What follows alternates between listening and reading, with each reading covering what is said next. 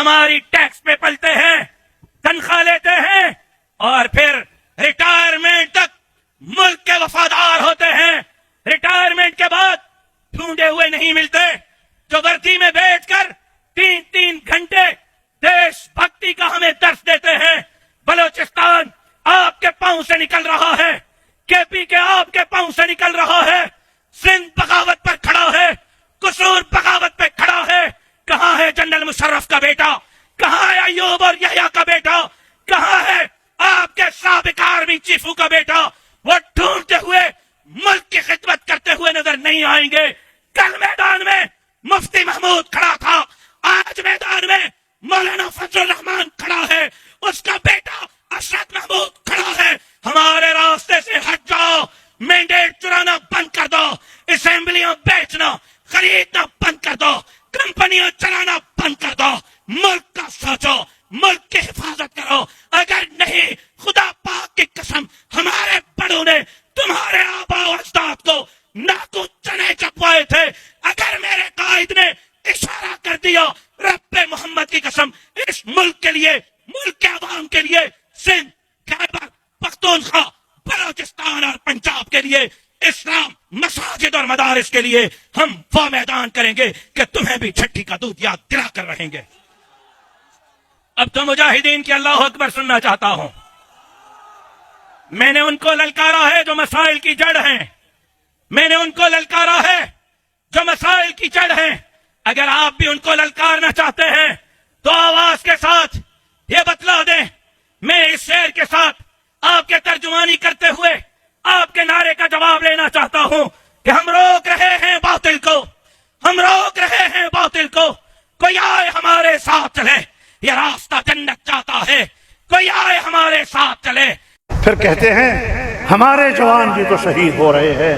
او بابا، تیرے جوانوں نے پیٹی اسی لیے باندھی ہے، تنخواہ اسی کے لے رہے ہیں کہ اس نے ملک کی سلامتی کے لیے لڑنا ہے۔ تم اپنے خون کا میرے اوپر کیا احسان ڈالتے ہو؟ تم میرے خون پسینے کے ٹیکس سے اسی بات کی نہیں تو تنخواہ لے رہے ہو، لیکن ہمیں کہتے ہو کہ تم لشکر نکالو، تم اسلحہ لے کر مسلح گروہوں کے خلاف لڑو۔ میں نے کوئی تنخواہ نہیں لی، میں کوئی لشکر نہیں بناؤں گا۔ تم چلے جاؤ گے، تم میری سرزمین کو آنے والی نسلوں تک ذاتی دشمنیوں کی طرف دھکیل رہے ہو، ہمیشہ ہمیشہ کے لیے قتل و غارت گری کی طرف دھکیل رہے ہو۔ یہ سیاست کسی اور کو سمجھاؤ، یہ ہمیں مت سمجھایا کرو۔ آپ نے اگر سیاست کرنی ہے تو وردی اتار کر آئیے، الیکشن میں حصہ لیجیے، پتہ چل جائے گا کہ وردی والے کو لوگ کیا ووٹ دیتے ہیں۔ یہ آپ کا اختیار ہے کہ آپ جس کو چاہیں گے حکومت دیں گے اور جس سے چاہیں گے حکومتیں چھین لیں گے۔ اپنے ملک کا تو یہ حال ہے، انڈیا کے ساتھ پوری سرحد بند، افغانستان کے ساتھ پوری سرحد بند، مغربی سرحدیں بھی بند، مشرقی سرحدیں بھی بند۔ ایران ایسے حالات میں کہ وہ نہ اچھے کا نہ برے کا۔ چائنا اپنا اعتماد اٹھا چکا ہے تم لوگوں سے۔ وہ ایک چھوٹا سا کوریڈور ہے جو اگر تجارت کے لیے کھلتا ہے تو آپ نے ان کو دھوکے دیے ہیں، ہم نے ان کو دھوکے دیے، ہم نے ان کی سرمایہ کاری کا راستہ روکا۔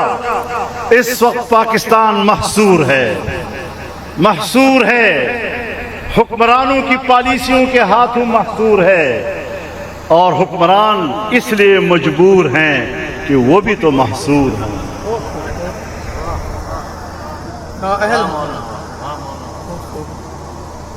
ہم حکمرانوں کی مجبوری کو جانتے ہیں، لیکن یہ کوئی بھی نوزائیدہ نہیں ہے۔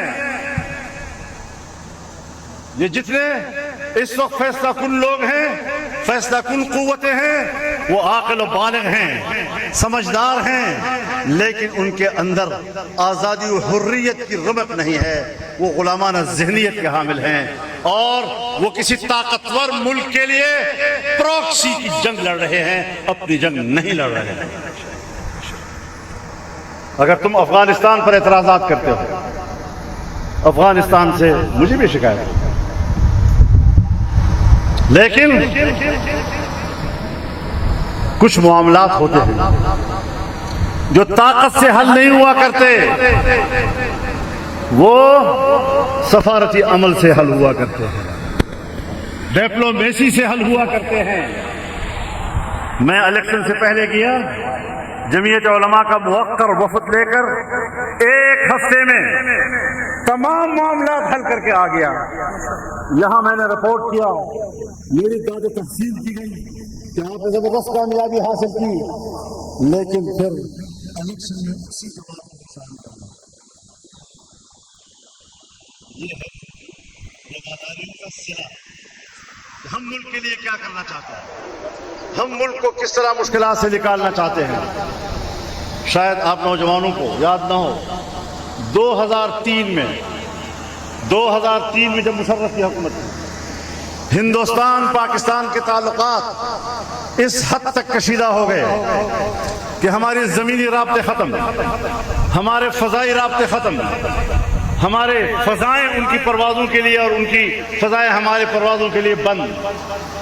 وہاں کا ہمارا ہائی کمیشن، یہاں ان کا ہائی کمیشن، ایک اسٹینوگرافر چلایا کرتا تھا، مکمل خالی ہو گئے۔ اس وقت جمعیت علماء کا وفد گیا، 4 ارکان پر مشتمل ہمارا وفد گیا، میں ساتھ تھا۔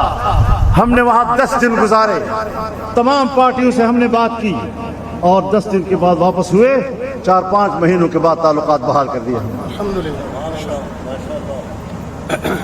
یہ جمعیت علماء کی کارکردگی۔ جب امریکہ نے تمہارے اوپر پابندی لگائی کہ ہم فوجی امداد اب پاکستان کو نہیں دیں گے، تو میں خارجہ امور کا چیئرمین تھا، میں نے نیو یارک میں نہیں بلکہ واشنگٹن میں امریکی وزارت خارجہ کے ساتھ بات کی۔ پاکستان کی سفیر اس وقت موجود تھی، خاتون، ہماری میٹنگ میں میرا ترجمہ وہی کیا کرتی تھی۔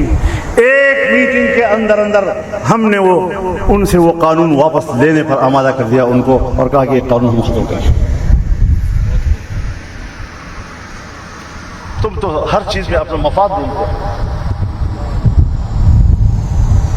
امریکی میرے پاس آئے اور کہا ہم پاکستان میں سرمایہ کاری کرنا چاہتے ہیں، معدنی ذخائر۔ ہم نے کہا کہ سرمایہ کاری سے بے نیاز تو خود امریکہ بھی نہیں ہے، سرمایہ کاری سے بے نیاز تو روس بھی نہیں ہے، چائنا بھی نہیں ہے۔ ملٹی نیشنل کمپنیاں پوری دنیا میں کام کرتی ہیں، پیسہ لگاتی ہیں۔ اگر پاکستان میں کوئی سرمایہ کاری کرے گا ہم کیوں روکیں گے کسی کو؟ لیکن سرمایہ کاری کے لیے بین الاقوامی قوانین اور ضوابط ہیں۔ پاکستان کا اور آپ کا کھلا معاہدہ ہونا چاہیے، عوام سے خفیہ مت رکھو۔ پھر جس علاقے میں معدنی ذخائر پیدا ہوتے ہیں، وہاں کے مقامی آبادی کے حقوق کا تحفظ کرنا، یہ آپ کی بھی ذمہ داری ہوگی، پاکستان گورنمنٹ کی بھی ذمہ داری ہوگی، اور یہ اصول ہے۔ بظاہر تو وہ مان گئے، لیکن آج قبائلی پہاڑوں میں اگر کوئی جنگ ہے تو وہ اسی بنیاد پر ہو رہی ہے کہ پاکستان کے معدنی ذخائر کو بیچا جا رہا ہے، اور مقامی آبادی کو بے اختیار کر کے اس سے ان کا اختیار چھین کر وہ سمجھتے ہیں کہ ہم خود ہی کاروبار کر سکتے ہیں۔ نہیں، یہ پاکستان کے بچوں کی ملکیت ہے، یہ ان علاقے کے بچوں کی ملکیت ہے۔ بلوچستان کے عوام اور ان کے بچے وہاں کے وسائل کے مالک ہیں، خیبر پختونخوا کے عوام اور ان کے بچے وہاں کے وسائل کے مالک ہیں، پنجاب اور پنجاب کے عوام اور ان کے بچے پنجاب کے وسائل کے مالک ہیں، سندھ کے عوام وہاں کے وسائل کے مالک ہیں۔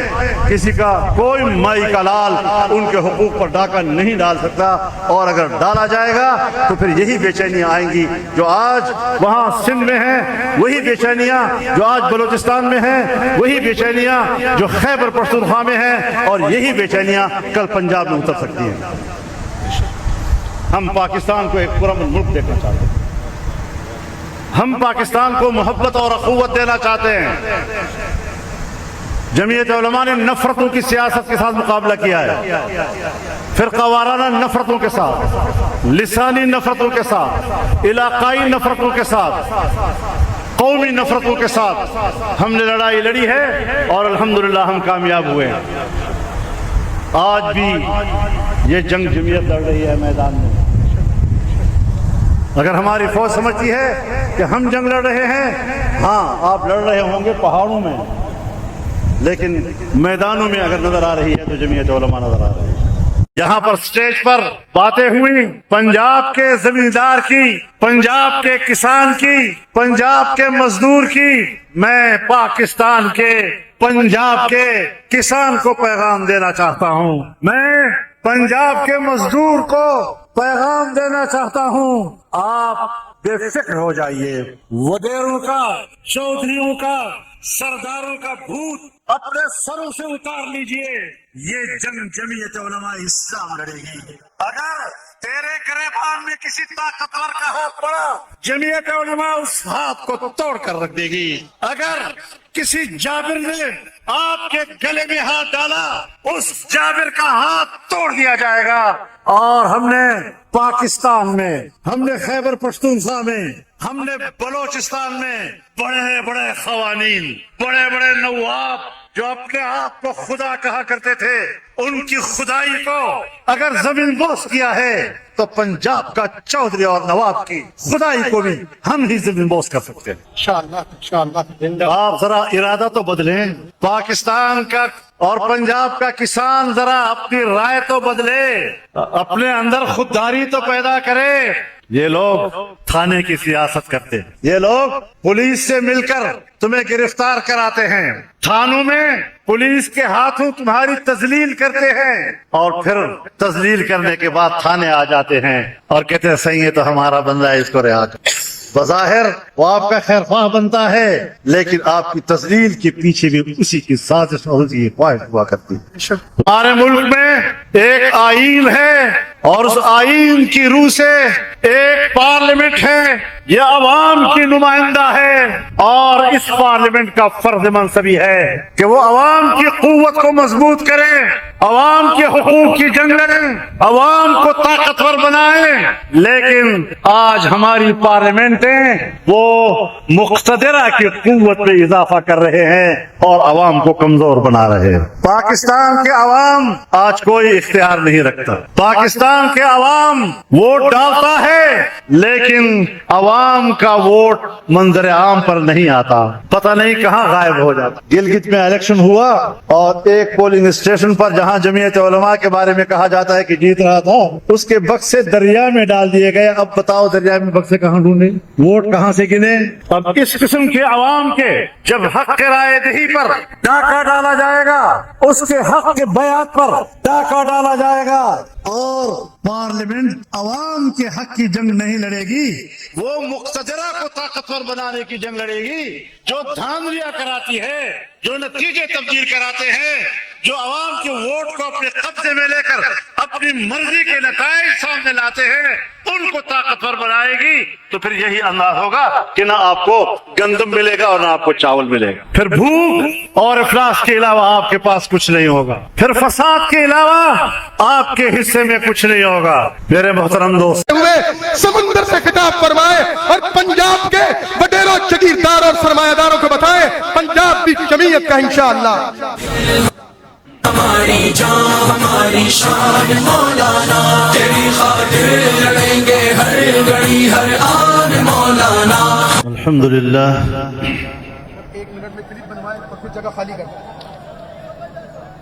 الحمد لله وكفى وسلام على عباده الذين اصطفى،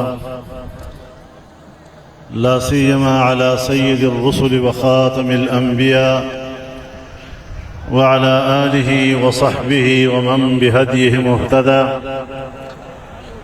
أما بعد، فأعوذ بالله من الشيطان الرجيم. بسم الله الرحمن الرحيم. يا أيها الذين آمنوا إن تطيعوا الذين كفروا يردوكم على أعقابكم فتنقلبوا خاسرين. بل الله مولاكم وهو خير الناصرين صدق الله العظيم. جناب صدر محترم، حضرات علماء کرام، مشائخ اعظام، بزرگان ملت، میرے جوانوں، میرے بھائیوں اور بہنوں،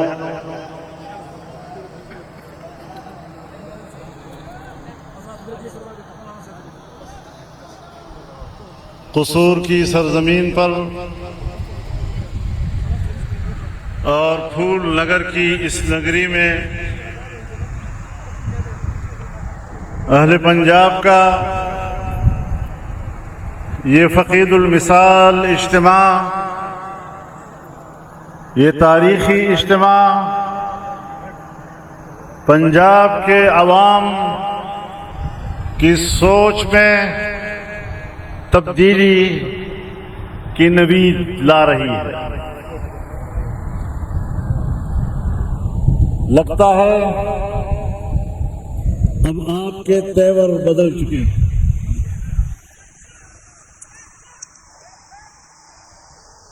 میرے محترم دوستو، آپ کو یہ معلوم ہونا چاہیے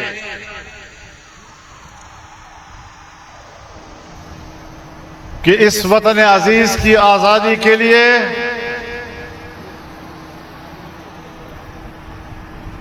آپ کی پشت پر 200 سالہ تاریخ ہے.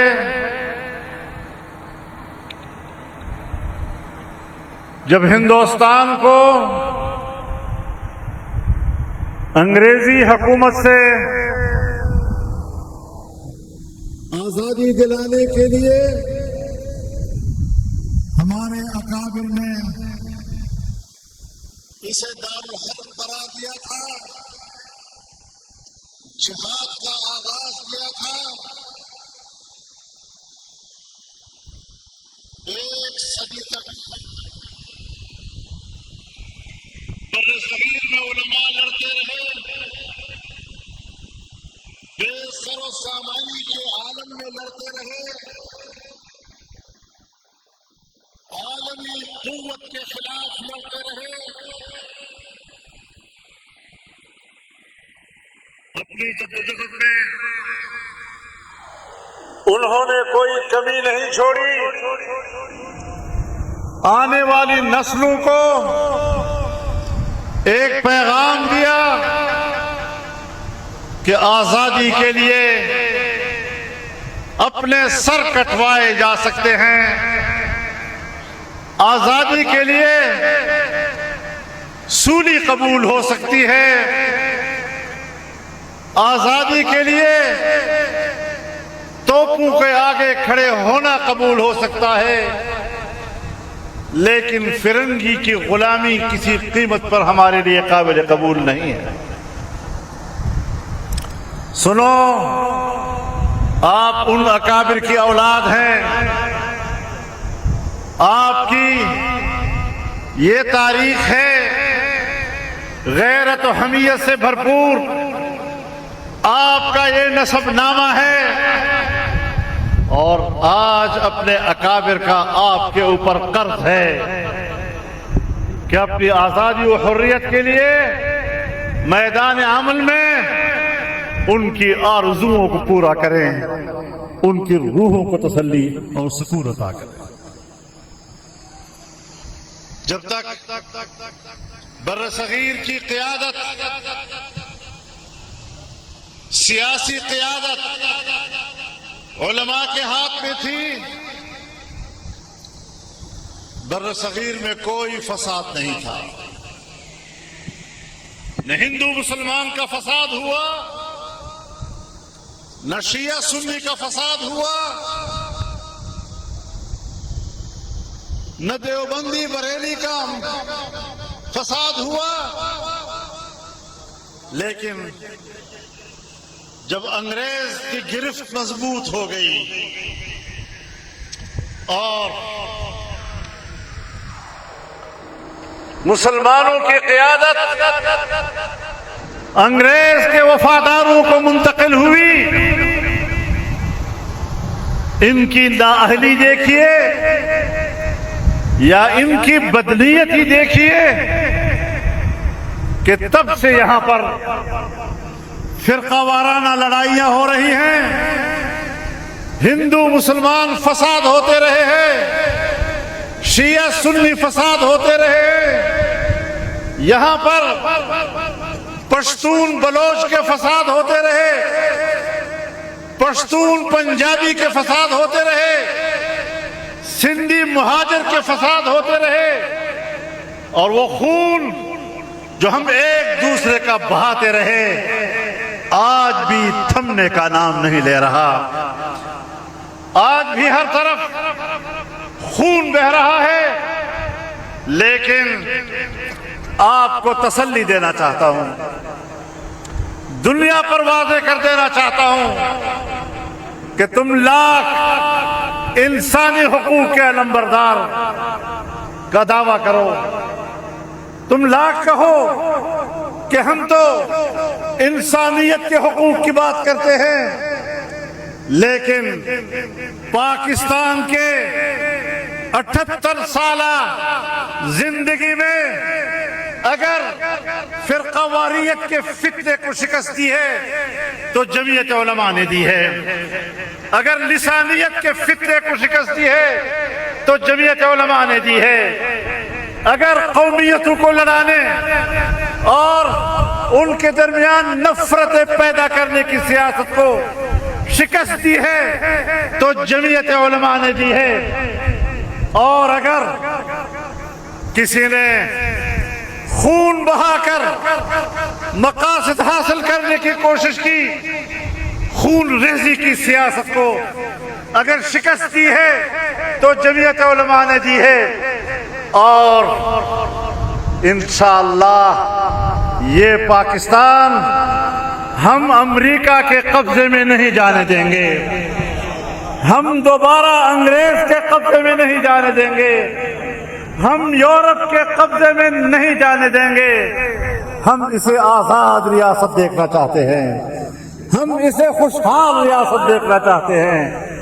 यहाँ पर स्टेज पर बातें हुई पंजाब के जमींदार की, पंजाब के किसान की, पंजाब के मजदूर की। मैं पाकिस्तान के पंजाब के किसान को पैगाम देना चाहता हूँ, मैं पंजाब के मजदूर को पैगाम देना चाहता हूँ, आप बेफिक्र हो जाइए, वडेरों का, चौधरियों का, सरदारों का भूत अपने सर से उतार लीजिए। ये जंग जमीयत उलमा इस्लाम लड़ेगी। अगर तेरे गिरफ्तार में किसी ताकतवर का हाथ पड़ा, जमीयत उलमा उस हाथ को तोड़ कर रख देगी।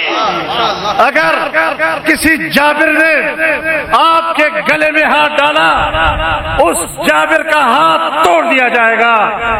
और हमने पाकिस्तान में, हमने खैबर पख्तूनख्वा में, हमने बलोचिस्तान में बड़े बड़े खवानीन, बड़े बड़े नवाब जो अपने आप को खुदा कहा करते थे, उनकी खुदाई को अगर जबरदस्त किया है तो पंजाब का चौधरी और नवाब की खुदाई को भी हम ही जबरदस्त कर सकते हैं।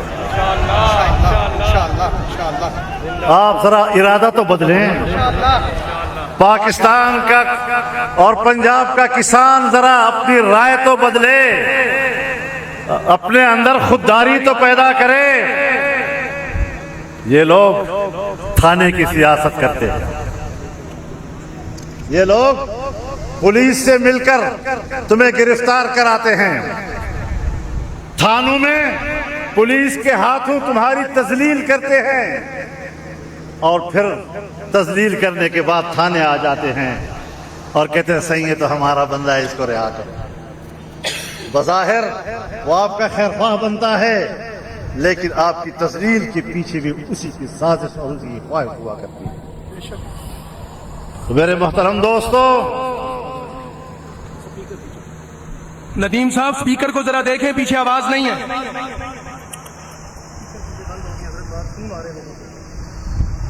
پھولوں پہ سن لیا کرو یار.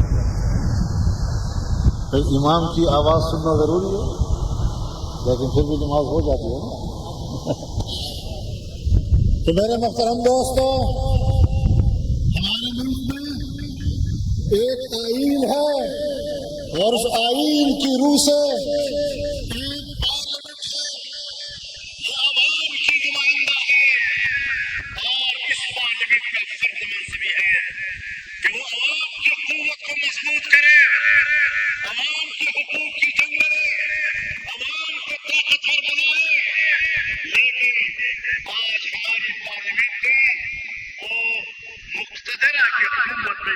کر رہے ہیں اور عوام کو کمزور بنا رہے ہیں.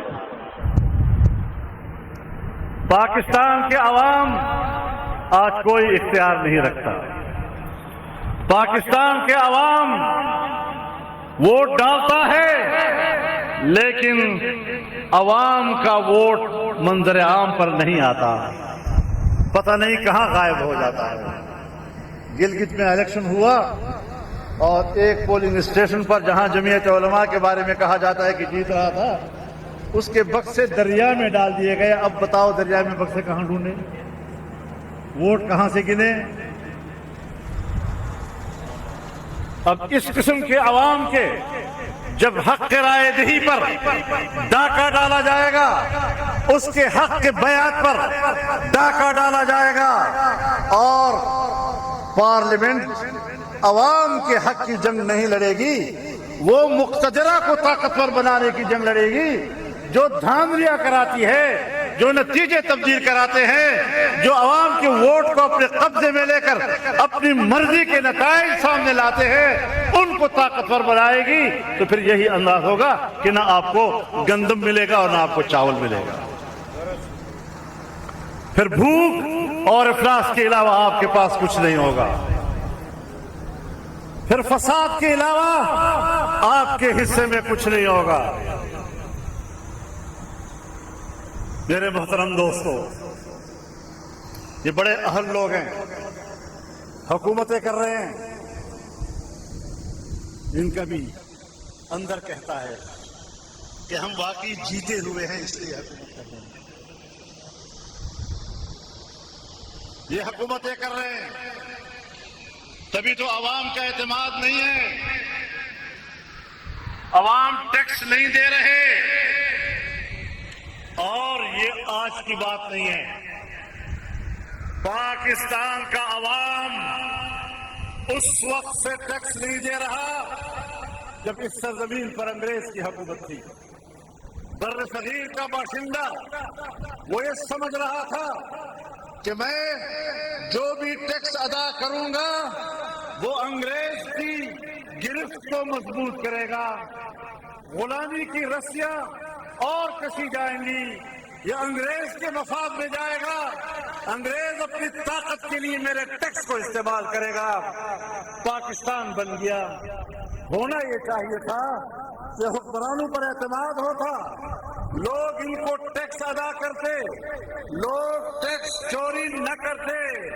78 سال ہو گئے ہمارے ملک کے حکمران عوام کے اندر اعتماد بحال نہیں کر سکے، اور آج بھی پاکستان کا شہری ان حکمرانوں کو ٹیکس دینے کے لیے اس لیے تیار نہیں کہ ان کو پتہ ہے کہ میرا ٹیکس میری فلاح و بہبود پر خرچ نہیں ہوگا، بلکہ میرا ٹیکس IMF کے پاس جائے گا، FATF کے پاس جائے گا، ورلڈ بینک میں جائے گا، بیرونی قرضوں کے لیے استعمال ہوگا، امریکی مفادات کے لیے استعمال ہوگا، یورپ کے مفادات کے لیے استعمال ہوگا، عالمی مالیاتی اداروں کے مفاد کے لیے استعمال ہوگا.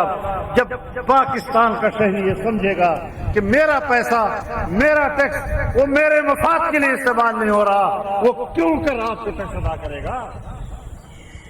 پھر گلا کرتے ہو کہ لوگ ٹیکس نہیں دے رہے. ہمارے ملک کی آبادی بڑھ گئی ہے، لیکن آج مہنگائی کا کیا صورتحال؟ پیٹرول کہاں پہنچ گیا ہے؟ بجلی کی قیمت کیا ہے؟ हिंदुस्तान में भी बिजली लोग लेते हैं, बांग्लादेश में भी, चाइना में भी, अफगानिस्तान में भी, ईरान में भी, इंडोनेशिया में भी, मलेशिया में भी, पूरे सेक्टर में बिजली की कीमत नहीं बढ़ रही तो पाकिस्तान की सरजमीन पर बिजली नहीं की आवाज को क्यों की जा रही? तुमसे पाकिस्तान का अमन संभाला जा सकता है, तुमसे पाकिस्तान में नई शक्ति हो रही है, बिजली की बुनियाद पर हुकूमत करोगे ना, वैसे तो आप आवाम में नहीं है सर, तो फांसी की हुकूमत को अगर हमने 2018 में तस्लीम नहीं किया था तो हमने 2024 के इलेक्शन में भी फांसी के इलेक्शन को तस्लीम नहीं किया और हम अपने दुश्मन में बैठे हैं।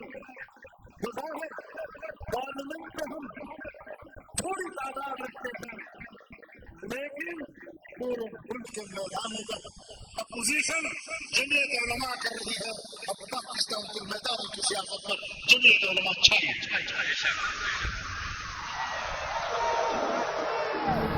मेरे मोहतरम दोस्तों,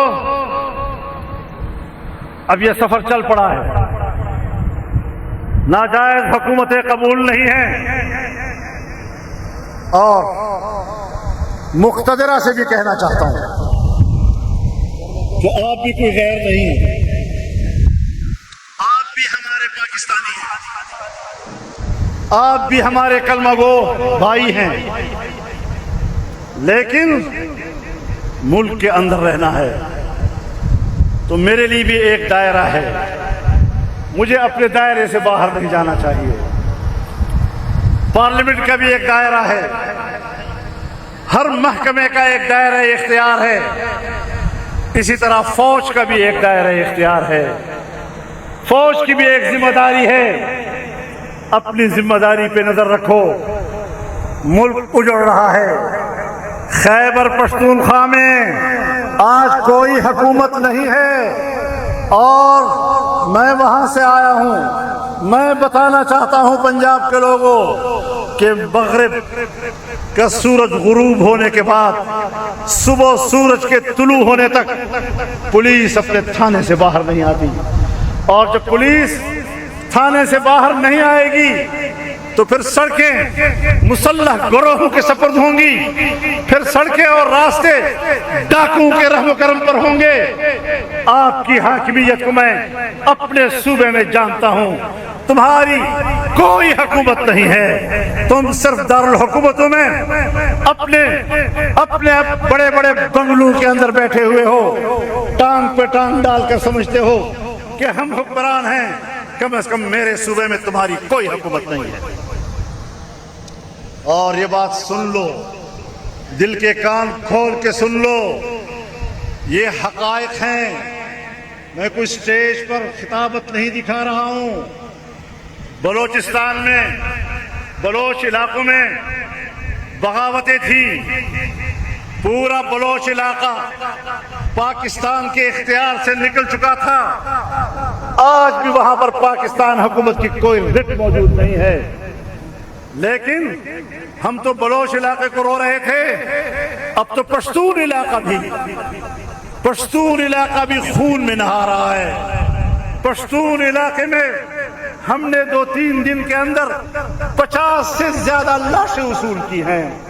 हमने बाजारों में एक ही काम किया कि अपने प्यारों के लिए कफन खरीद सकें। हमने सिर्फ एक ही काम किया कि अपने प्यारों के जनाजे पढ़ सकें। ये क्या पाकिस्तान की आवाम की किस्मत में है कि हमने यहाँ पर खून देकर वक्त गुजारना है।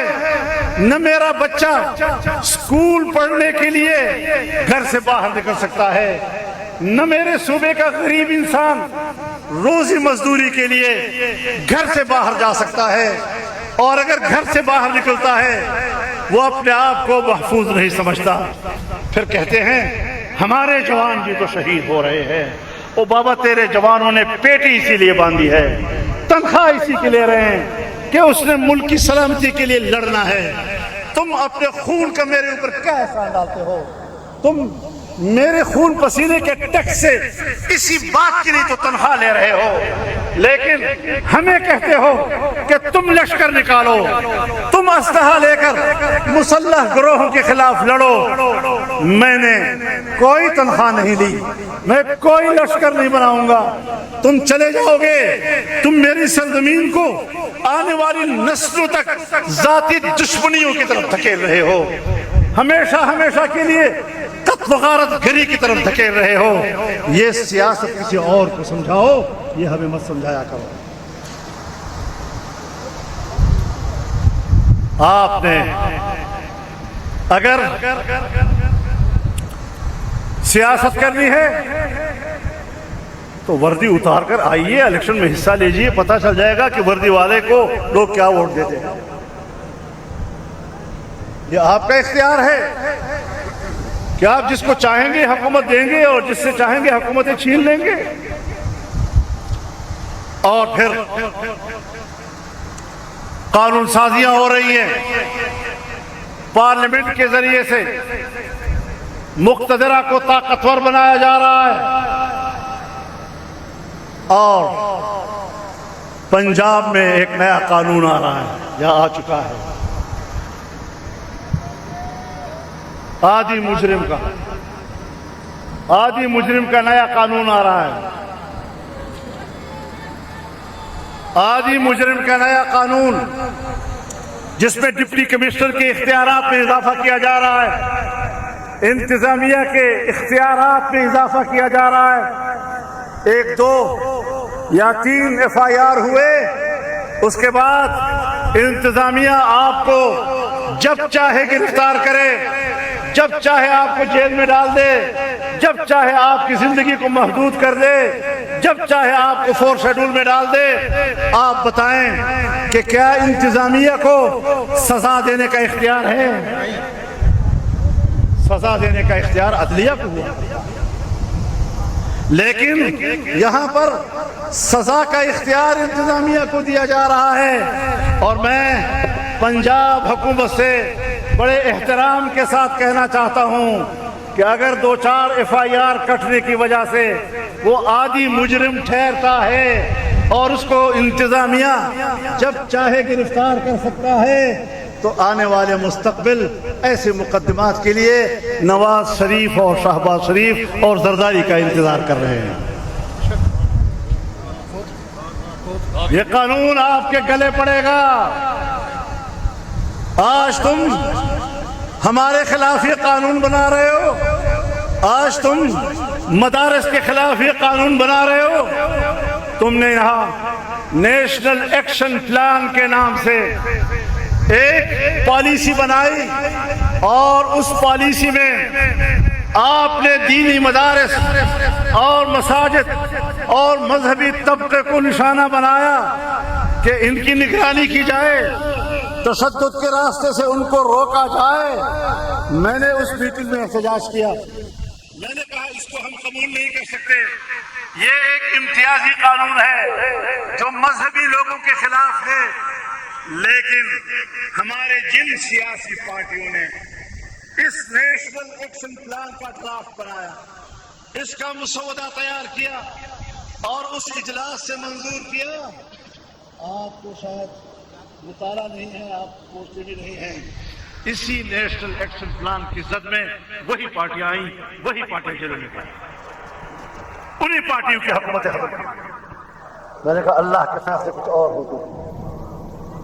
تم نے نیشنل ایکشن پلان میں کہا لکھا کہ صوبہ خیبر پختونخوا میں آپریشن کیا جائے، طاقت کا استعمال کیا جائے، دہشت گردی کا خاتمہ کیا جائے، لیکن تم نے بلوچستان کے بارے میں کہا کہ وہاں پر پرتشدد واقعات کو روکنے اور ایسی تنظیموں کا راستہ روکنے کے لیے بلوچستان کو حقوق دے دو، بلوچستان میں ترقیاتی کام شروع کر دو، وہاں پر جب آپ خوشحالی لائیں گے تو یہ لوگ خود بخود اپنی تحریک چھوڑ جائیں گے۔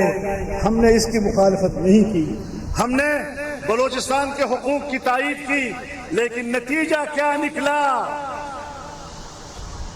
تم نے تو ایکشن پلان پاس کر لیا، اب بتاؤ تم نے بلوچستان میں کوئی ترقی کی؟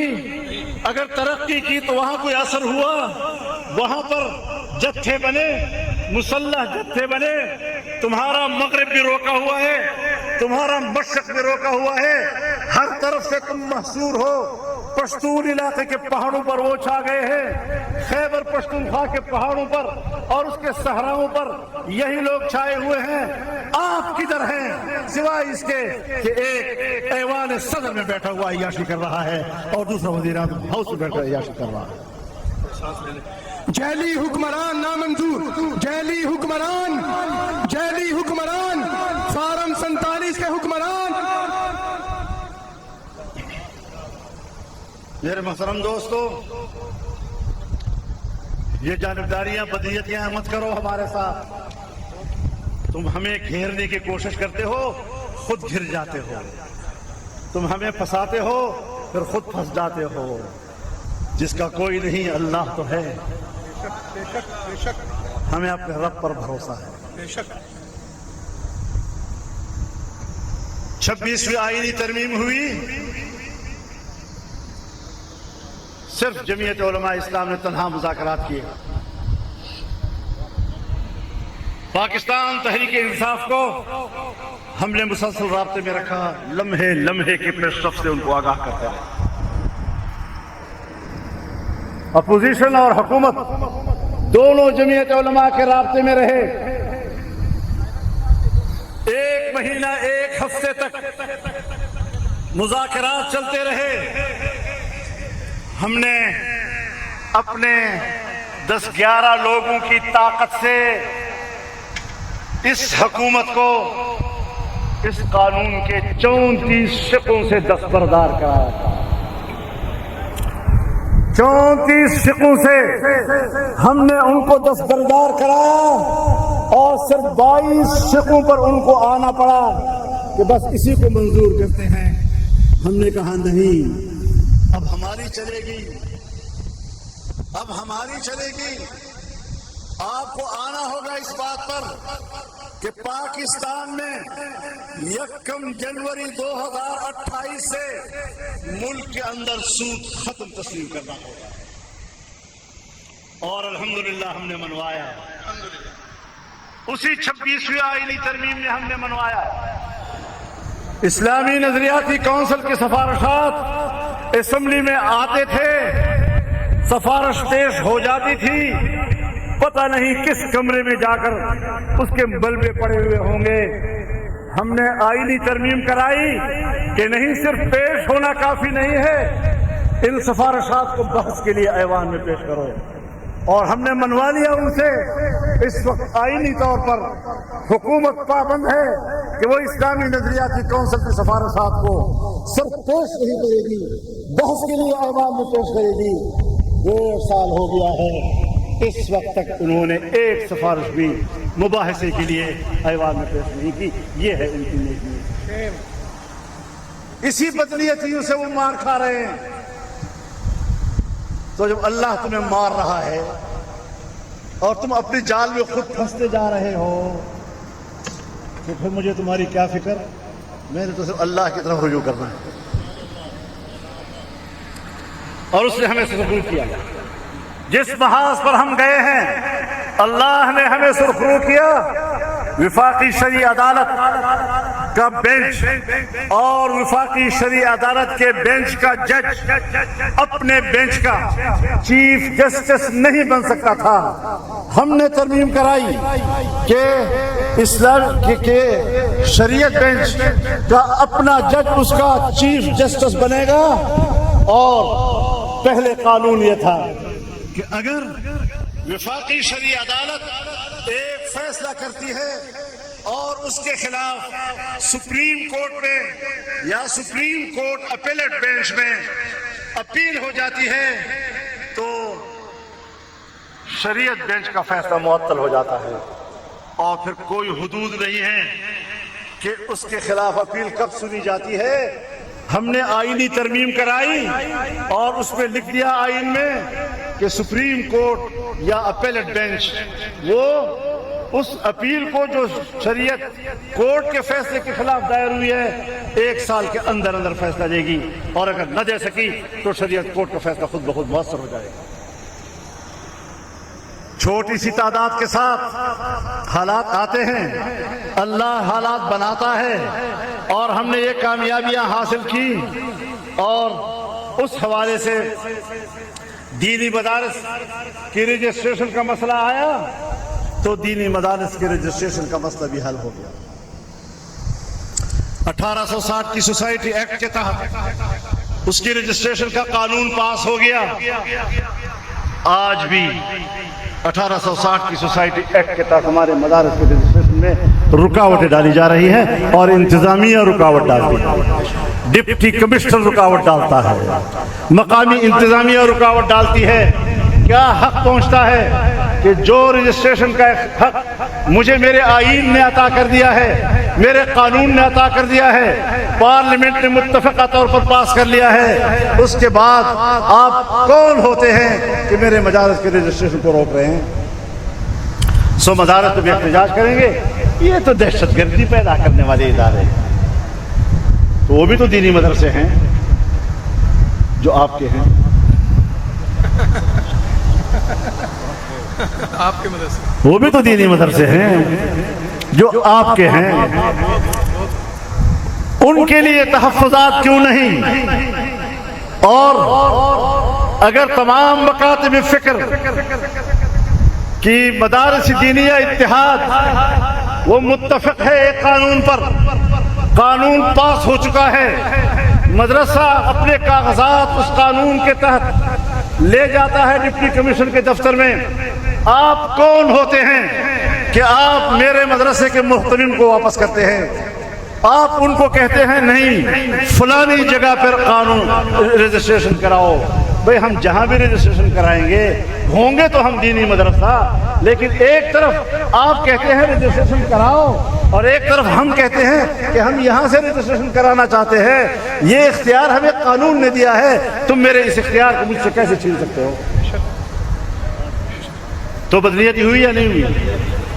اور بدنیتی کی مار کھاؤ گے انشاءاللہ۔ انشاءاللہ ہم لڑیں گے آپ کے ساتھ، انشاءاللہ ہم رکیں گے نہیں، ہماری تحریک چل رہی ہے، انشاءاللہ ہم زندہ رہیں مردہ رہیں، اگلی نسلیں انشاءاللہ لڑیں گی، انشاءاللہ اس دین کے علم کی حفاظت کریں گی، قرآن کے علوم کی حفاظت کریں گی، حدیث کے علوم کی حفاظت کریں گی، فقہ کے علوم کی حفاظت کریں گی، دینی علوم کی حفاظت کریں گی۔ یہ راستہ میرے اکابر نے کھولا ہے، تمہارا باپ بھی اس راستے کو بند نہیں کر سکتا۔ انشاءاللہ انشاءاللہ یہ عجیب پاکستان ہے، یہاں پر ایک قانون پاس ہوا، 18 سال سے کم عمر کا کوئی جوان نکاح نہیں کر سکے۔ اب آپ علماء کرام ہیں، آپ جانتے ہیں کہ شرعی طور پر کس عمر میں لڑکا یا لڑکی جوان ہوتے ہیں، اور جب جوان ہو جاتے ہیں تو ان کو باہمی طور پر نکاح کرنے کا حق حاصل ہو جاتا ہے۔ لیکن یہاں قانون بنایا گیا کہ 18 سال سے کم عمر کا نکاح نہیں ہوگا۔ بھائی نہ کرو، ہر گھر کے اپنے حالات ہوتے ہیں، میں بھی بچوں کا باپ ہوں، بیٹیوں کا بھی باپ ہوں، بیٹوں کا بھی باپ ہوں، میرے بیٹے اور میری بیٹی کی فکر تمہیں زیادہ ہے یا مجھے زیادہ ہوگی؟ بہت خوب بہت خوب۔ کب کس عمر میں رشتہ ملتا ہے، کس عمر میں ازدواجی تعلق بنتا ہے، یہ تو ہر گھر کے اپنے حالات ہوتے ہیں۔ آپ مجھ پہ جبر کر رہے ہیں کہ آپ نے 18 سال سے اگر کم عمر میں نکاح کیا اور یہ نوجوان لڑکا اور لڑکی اکٹھے ہوئے تو اس کو زنا بالجبر تصور کیا جائے گا۔ لعنت ہو تمہارے اس تصور پر، لعنت ہو تمہارے اس انسانی حقوق کے تصور پر۔ یہ سوچ ہے جو تمہاری ہے؟ مسلمان کلمہ گو ہو کر تمہیں شرم نہیں آتی ایسی بات کرتے ہوئے؟ اور مشرف کے زمانے میں ایک آئینی ترمیم ہوئی تھی حقوق نسواں کے نام سے، اس میں زنا بالرضا کے لیے سہولتیں مہیا کی گئی، میں نے کہا یہ عجیب پاکستان ہے، یہ عجیب اسلامی جمہوریہ پاکستان ہے کہ جس میں زنا کے لیے سہولتیں مہیا کی جا رہی ہیں اور جائز نکاح کے لیے مشکلات پیدا کی جا رہی ہیں۔ میری بات سمجھ میں آ رہی ہے یا نہیں؟ یہ وہ جنگ ہے جو ہم پاکستان میں لڑ رہے ہیں۔ کیا اس لیے پاکستان بنا تھا؟ کیا اس لیے اسلام کا نعرہ لگایا گیا تھا؟ کیا اس لیے بر صغیر کے 10 کروڑ مسلمانوں نے قربانیاں دی تھی؟ کیا اس دن کے لیے میری بہنوں نے اور میری بیٹیوں نے اپنے عزتیں قربان کر کے یہ وطن حاصل کیا تھا؟ تمہیں ان کی عزتوں سے حیا نہیں آئی، تمہیں ان جوانوں کے خون سے حیا نہیں آئی جس نے اس ملک کے لیے قربانیاں دی، جانیں دی، آزادی کے لیے سولی کے پھندے چومے۔ اور ایک انگریز لکھتا ہے کہ ہم نے ایک عالم دین سے تنہا پوچھا کہ تم صرف زبانی کہہ دو کہ تحریک آزادی سے میرا کوئی تعلق نہیں تھا، ہم آپ کی سزا ابھی معاف کرتے ہیں۔ کہتا ہے 50,000 علماء کو ہم نے توپ سے اڑا دیا، ایک بھی اس بات کے لیے تیار نہیں ہوا کہ وہ یہ کہہ دے کہ میرا آزادی کی تحریک سے تعلق نہیں تھا۔ ہم ان قربانیوں کی تاریخ کے امین ہیں اور تم ہمیں سمجھتے کیا؟ بہت خوب۔ جاگیردار طبقہ انگریز نے پیدا کیا، مفاد پرست طبقہ اسی نے پیدا کیا، اور آج کون ہے جو اس کو تحفظ دے رہا ہے؟ میں نہیں بتاؤں گا۔ جو طاقت اسی جاگیردار اور اسی سرمایہ دار طبقے کے جبر کو تحفظ دے رہا ہے، اس کے اقتدار کو تحفظ دے رہا ہے، میں نہیں کہوں گا، خود سمجھ لو کہ انگریز کا یہاں پر نائب کون ہے اور اس کا جانشین کون۔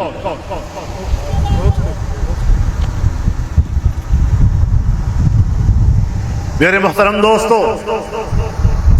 اپنے ملک کا تو یہ حال ہے، انڈیا کے ساتھ پوری سرحد بند، افغانستان کے ساتھ پوری سرحد بند، مغربی سرحدیں بھی بند، مشرقی سرحدیں بھی بند، ایران ایسے حالات میں کہ وہ نہ اچھے کا نہ برے کا، چائنا اپنا اعتماد اٹھا چکا ہے تم لوگوں سے، وہ ایک چھوٹا سا کوریڈور ہے جو اگر تجارت کے لیے کھلتا ہے تو آپ نے ان کو دھوکے دیے ہیں، ہم نے ان کو دھوکے دیے، ہم نے ان کی سرمایہ کاری کا راستہ روکا۔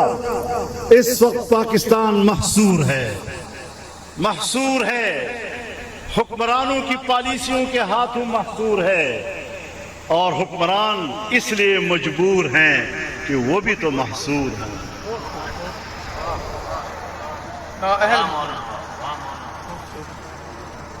ہم حکمرانوں کی مجبوری کو جانتے ہیں، لیکن یہ کوئی بھی نوزائیدہ نہیں ہے،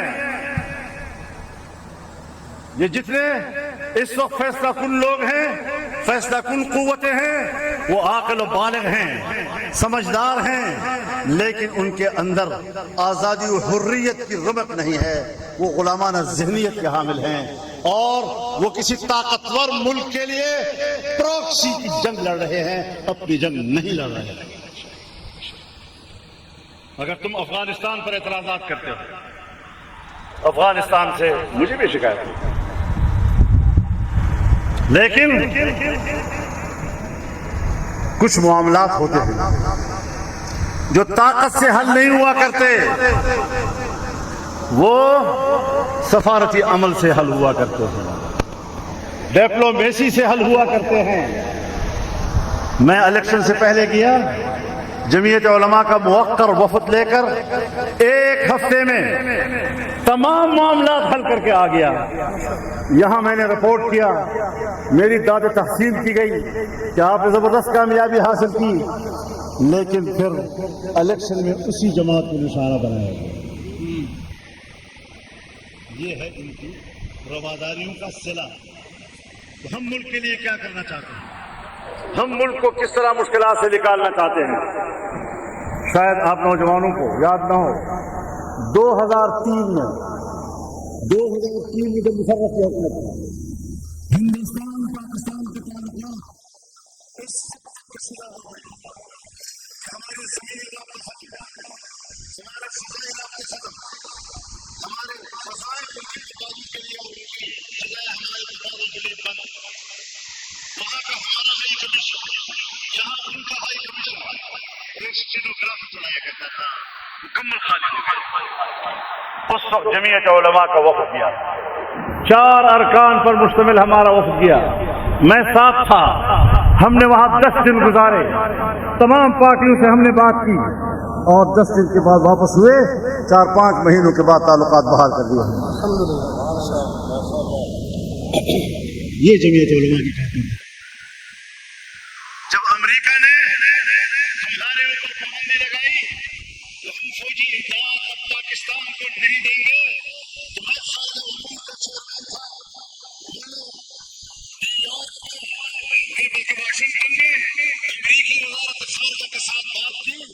پاکستان کی سفیر اس وقت موجود تھی خاتون, ہماری میٹنگ میں میرا ترجمہ وہی کام کیا کرتی تھی. ایک میٹنگ کے اندر ہم نے ان سے وہ قانون واپس لینے پر آمادہ کر دیا ان کو, اور کہا کہ یہ قانون ہم ختم کر چکے. تم تو ہر چیز میں اپنے مفاد دیں.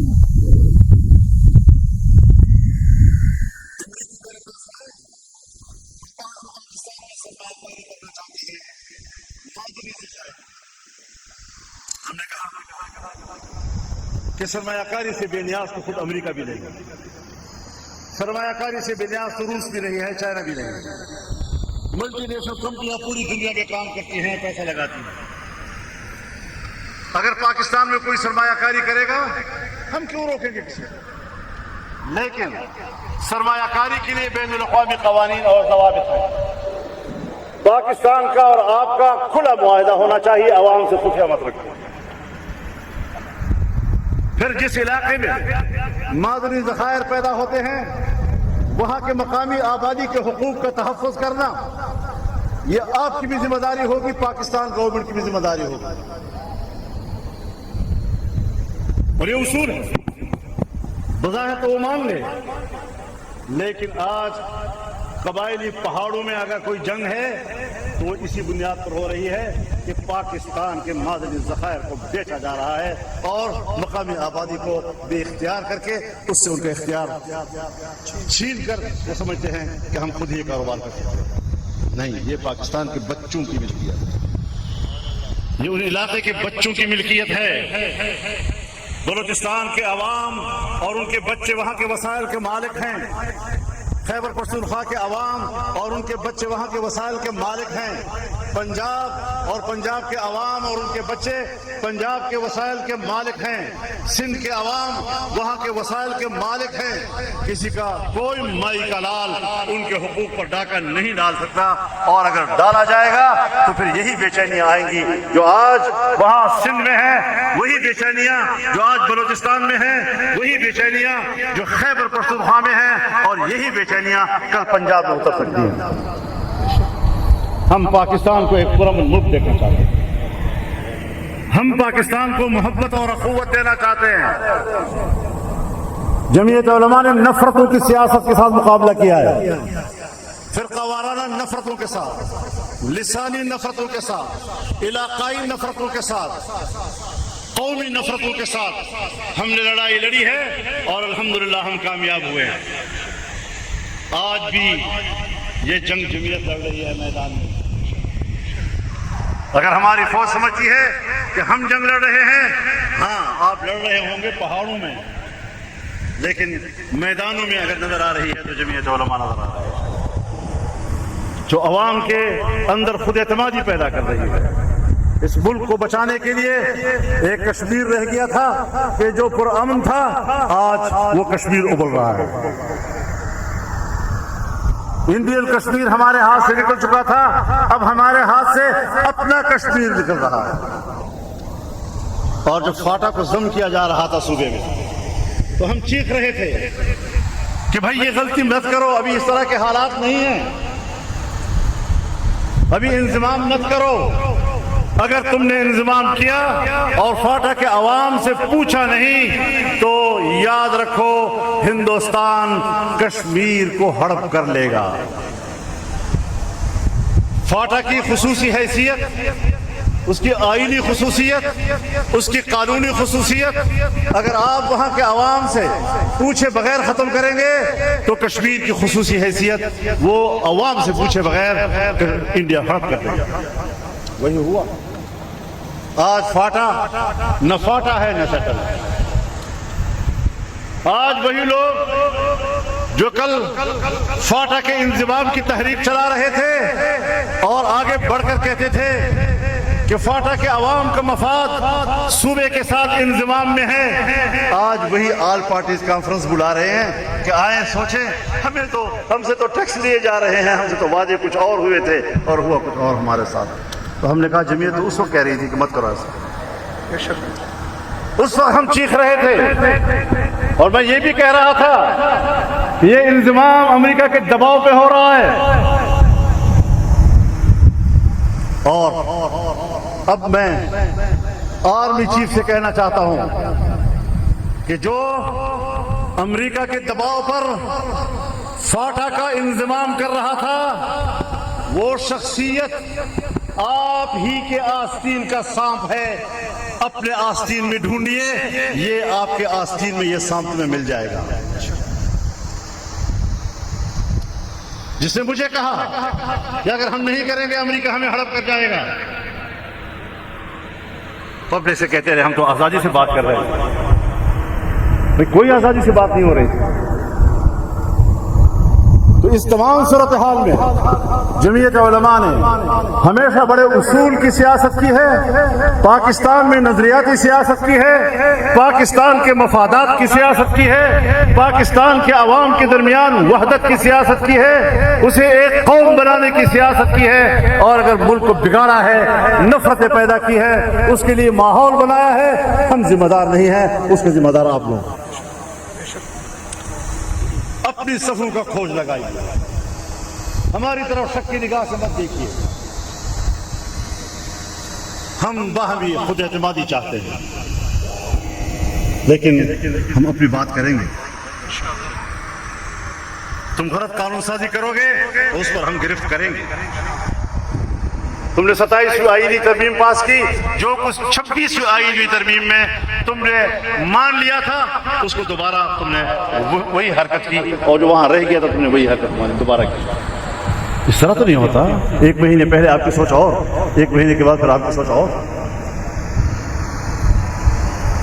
تو باتیں بہت ہیں، کس کس بات کو رویا جائے، کس کس بات کو رویا جائے. کبھی آہ لب پہ مچل گئی، کبھی اشک آنکھ سے ڈھل گئے. یہ تمہارے غم کے چراغ ہیں، کبھی بجھ گئے کبھی جل گئے.